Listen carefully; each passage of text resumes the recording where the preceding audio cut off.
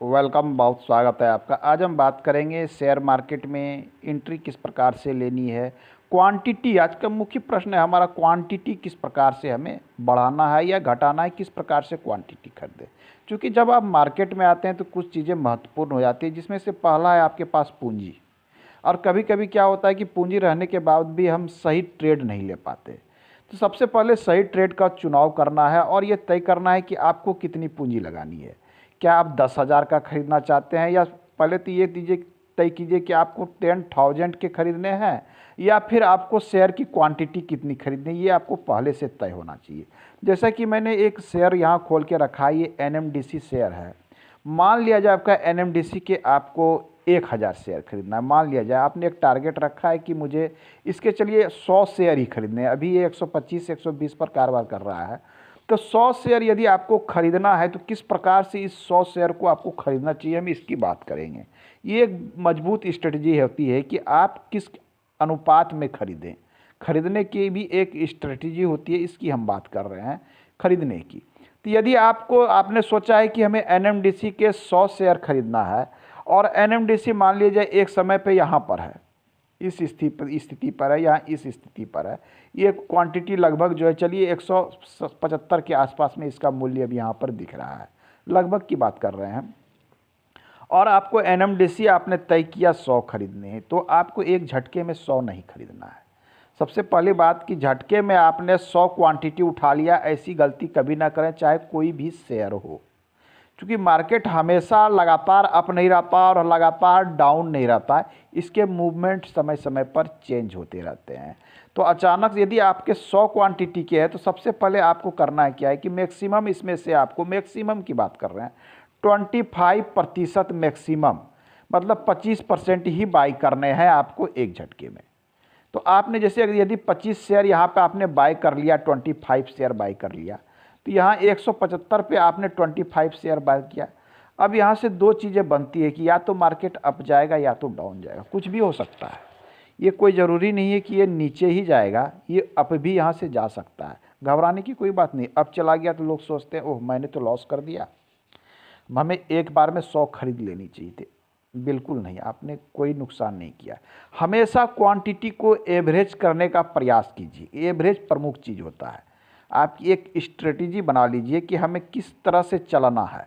जैसे आपने 75 खरीद लिया, हो सकता है यदि मार्केट यहाँ से गिर गया, चलिए अगर 10% गिर जाता है, ये निर्भर करता है 10%, चलिए 10% जैसे फिर हमने 25 क्वांटिटी उठा लिया तो अब आ गए 50, लेकिन 10% गिरने के बाद यदि हम प्राइस तय करते हैं तो 160 रुपये निकल के आते हैं।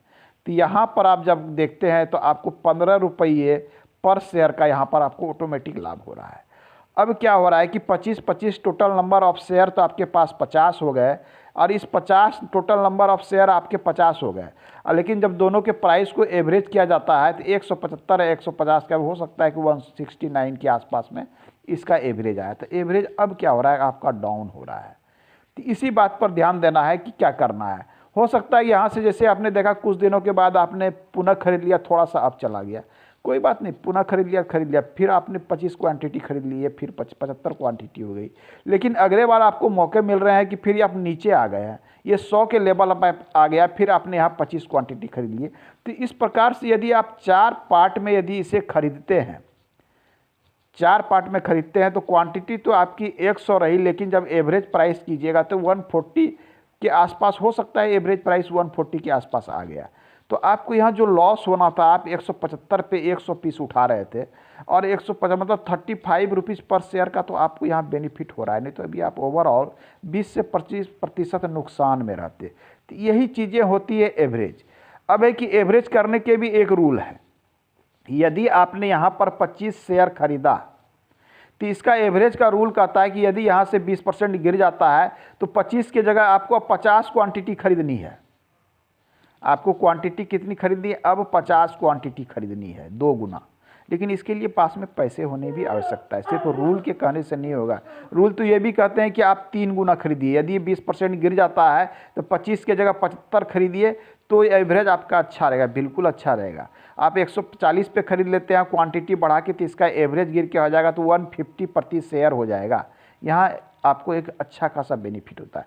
लेकिन 75 शेयर खरीदने के लिए आपके पास पैसे भी होने अधिक आवश्यक है। तो हमारा कहने का एक ही अर्थ है कि जब भी आप शेयर खरीदते हैं तो खरीदने की एक स्ट्रेटजी होनी चाहिए। हमेशा टुकड़ों में बाय करें। टुकड़ों में आपने अगर 100 बांटा है तो 100 को कम से कम तो 4 भागों में बांट दें कि हमें 4 पार्ट में खरीदना है। शुरुआती दौर पे सिर्फ 10 खरीदिए, वॉच कीजिए। शेयर अप ट्रेंड में है तो क्वांटिटी बढ़ा सकते हैं, डाउन ट्रेंड में है तो क्वांटिटी घटाइए, क्योंकि डाउन ट्रेंड में है तो आपको पूरे नीचे मौके मिलने वाले हैं। हर डाउन ट्रेंड में थोड़े थोड़े आप खरीदिए, आपके एवरेज अच्छे चले आएंगे, आप ओवरऑल बेनिफिट में रहिएगा। अभी क्या है कि 175 के शेयर पर हमने यहाँ पर खरीद लिया है 100 पर यदि, तो अब यदि यहाँ से ऊपर जाता है तो ओवरऑल आपको तो बहुत बेनिफिट होने वाला है। 150 भी हो जाता तो आपके सारे पैसे तो 1.5 गुने हो गए, 1.5 गुने, माने 50% आप बेनिफिट में है।